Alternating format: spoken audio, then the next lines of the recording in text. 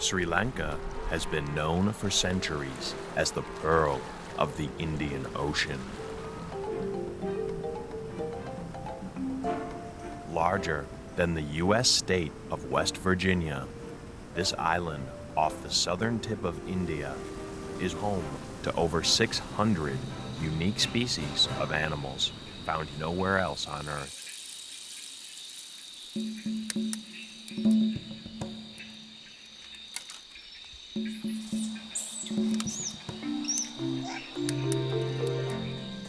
Like these toque macaques.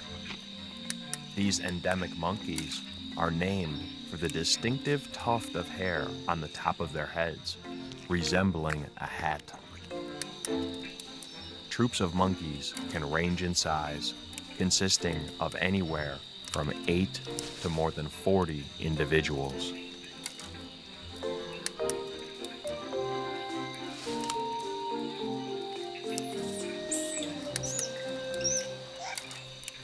They are one of 3 species of monkeys native to the island, another being the tufted gray langur.